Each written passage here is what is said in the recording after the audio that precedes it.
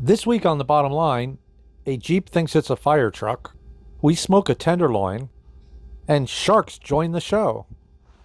And this is The Bottom Line.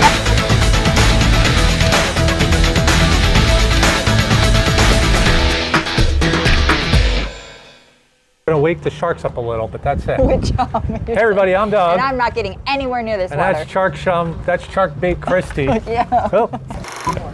Hey everybody, I'm Doug. And I'm not getting any closer to this water. And that's Shark Attack Christy. She's so nervous, she's shaking. She will not leave that one step. No, she doesn't like sharks. Anyway, we are in beautiful Compass Key Marina in the Exumas. Hey, Bottom Line, welcome to Compass Key, welcome home guys. Georgia, Christy, and Doug.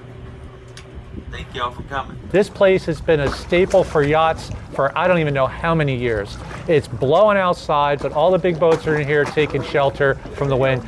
Crystal clear waters, and of course, the sharks. So, That's my favorite part, of course. Yeah, that's her favorite part. Oh my gosh, there's so many of them. Okay, so Christy, what do we got? Well, we have our sponsors, of course, Marine Data Solutions and Salty Rags Crew Apparel. Marine Data Solutions. I'm surrounded by sharks, so I definitely have 99 problems. And the internet's not one of them! And Salty Rags Crew Apparel. Salty Rags Crew Apparel. What do they do for us? They keep us looking fly before we die. Yes, you fall in that water, at least you're dressed. Oh! Yeah, at least you okay, look don't good while forget doing with stuff. Salty Rags, we were informed that they don't do extortion, they don't do kidnapping, and they don't do the Executions. they do that. That's what they do. Okay, next. Yacht industry news. What do we got for yacht industry news? Well, unfortunately, there was a fire in the Ferretti factory A fire in the Ferretti factory. Was that on a Friday? for 40 minutes. I think Farico responded to the fire in the Ferretti factory on Friday. Okay, we generally don't cover fires, but you know, it was a factory fire. It wasn't a crew-related problem. These things happen. I'm pretty sure only one boat got really damaged. Take a look at the video.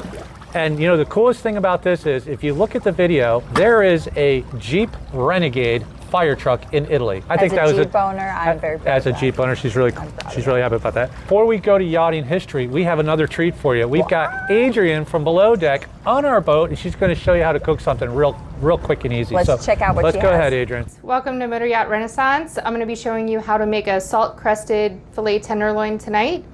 I have started with two really nice grade A filet tenderloins, and I'm going to show you how to salt crust it.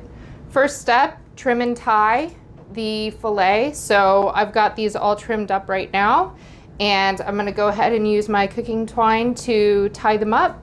I'm just going to go start at the top, put a knot in the top, and then I'm going to go ahead and wrap it underneath. And then instead of continuing to tie more knots, which is one way to do this, I just pull it through. The reason why we're going to use the kosher salt is because through the process of osmosis, the salt actually enhances the flavor of the beef. I'm going to go ahead and rinse the tenderloin now. Just getting the excess salt off of it now that it's sat at room temperature for a while with the salt so it can do its thing. Right after I rinse them of all the salt, I'm going to go ahead and put them on a clean piece of foil and put them in a 500-degree oven. It definitely helps to have a thermometer handy so that you can keep track of everything. But I stop it at about 140, 143. I pull it out and then let it rest. Our oven has reached 500 degrees, so I'm going to go ahead and put the tenderloin in, start the clock for 25 minutes, and definitely make sure I check the temperature of it at least once or twice while I'm doing this, usually closer to the end. I've just checked the temperature on the tenderloin, so I'm going to go ahead and take it now. It's at about 143 degrees.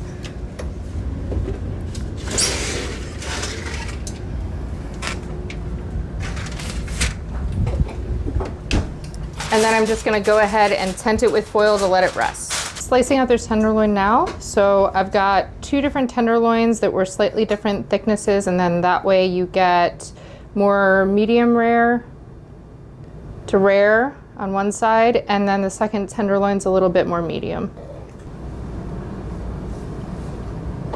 Just putting a little demi-glaze on there. Oh yeah. All done. I hope they enjoy.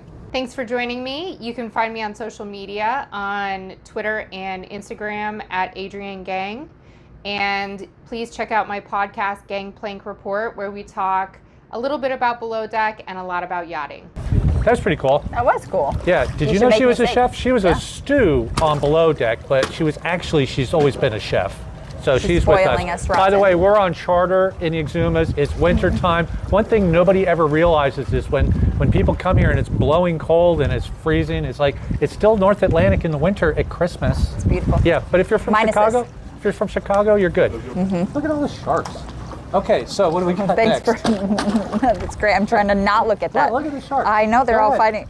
Oh, that shark's fun. Ah! Yeah. Okay, go ahead, next. Yachting history, of course. What do we got in yachting history? 42 years ago, the 86-meter Nabila was delivered. Okay, 86-meter Nabila. This was a pretty famous boat. Okay, it was built in the Benetti yard, which actually bankrupted them. Okay, then the guy who bought it, a Saudi sheik, went bankrupt.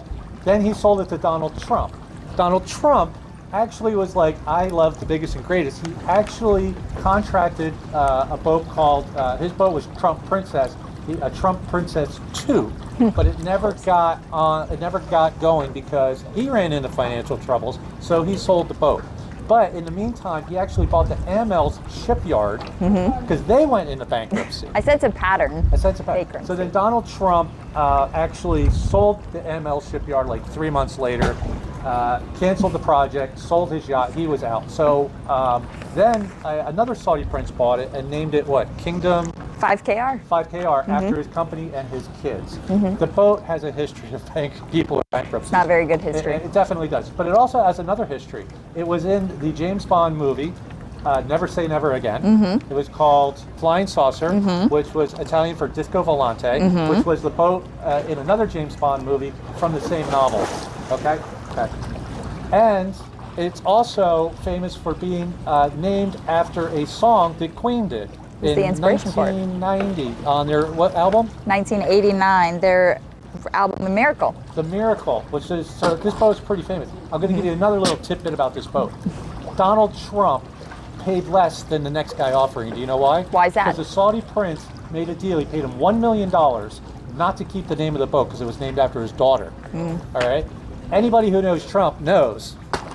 Trump. He puts Trump on Everything. anything. That Yes. was money stupidly spent. That was. He would Okay. have done it anyways. Okay, what do we got next? Well, we have Crew Corner. Crew Corner, what do we got? Well, we have our sponsor, Crew Haven, of course. Crew Haven, what do they do? What do they do for us? Well, they provide places that you can get rest like the guests. Rested like the guested. Listen, if you're going to LMC, if you're going anywhere in Fort Lauderdale area, why are you guys going to rent like this little crew room for Airbnb, bucks? yeah. You can get the whole house. You can. They get bouncy houses. They put up balloons. 24/7 service, laundry, They have clowns if you TVs, want them. they do. They'll even do Anything. anything. So check out Crew Haven. They're pretty cool. The best place to call home when you're not at home. Yep. Get rested like the guested. Get rested like the So guested. what's Crew Corner this week? Well, Crew Corner, we're talking about how not to interact with our guests on charter. Okay, so when charter guests are paying $100,000, $200,000, $300,000 a week, you've got to maintain a certain amount of protocol. And I'm going to tell you right now, European crew are really good at this, and American crews suck. All right, I'm sorry. Yes. I've been doing this an awfully long time. I get a lot of feedback from clients and owners, and I'm telling you, this is how it is. Now, I'll be the first one to say, I'll be the first one to say that European crew have this down pat a little bit more than U.S. crew. All right, but when a charter guest says, "Hey, how's your day going?" It's going well. What can I get to you to drink? That's the answer. That's it. Okay. Don't go into your background. Don't make the mistake of saying, my girlfriend just left me. I can't believe that I'm here. Life sucks. By the way, do you live in California? Can I come visit? Can I get your phone number? Definitely not appropriate. It's You crossed the inappropriate. line. You know what? Act like you are walking into the Ritz-Carlton. and 5-star service. 5-star service, and the person behind the counter would never be like, "Hey, do you want to go hang out later?" Yeah, man. Let's No, talk let's about go. it. This is not the way it is. When people are asking you how your day's going, it's just a formality. It's just being polite. They really don't want to know, definitely Your life like, story. Girlfriend got pregnant. She's really putting me to the screws. Captain's drinking. Yeah. The whole idea here is I tell all my crew, put yourself in a high 5-star hotel and act the way they do. It's also inappropriate to communicate with the guests on a social level. And when I say that, I mean like when they're leaving, everybody's so happy. I had the greatest time. If you're ever in California, come see me. That's not real, okay? Let me ask you a question. Oh, I've got their phone. I cringe when I hear crew go, oh yeah, I got their phone number. If I'm not, and then I hear crew go, oh, I'm going to go out to California and see those people. I'm like, what are you going to do? Okay? They're multimillionaires, all right? They were, you had the boat as this thing. You're going to show up in their house and you're going to go, so what? Now what? Now what? What are we going to do? Now Do you what? have this? Do you go around in the same circles? So just keep the professionalism up. Kind of keep, a big rule, keep your personal life out of it, all right? And I'll tell you one more thing. When you start to bring that down, when they're partying hard and you start to let your guard down and all, things go a little funky sometimes, all right? Then they start talking to you like Casual and all this, and then you start talking casual, and I'm going to tell you, it affects your tip. It really does. If you stay professional from the beginning to the end, you are securing your tip. At the end, they're like, oh, he's my bud, man. I don't have to tip him. Here, I'm going to give him a couple of bottles of champagne. So You don't tip your friends. Always, and you should do this in any industry. Keep the level super high. Super high. Keep it high. Okay, anyway, from Compass Key, I'm Doug. And I'm Christy. She's scared. I'm getting the heck off this dog. And this is Bottom Line. We love you guys. We'll see you next week. Do your Can't get thing. up, my legs are jello. All right. Bye. Thanks. Bye. That guy. He went. Broke my bro. Hi.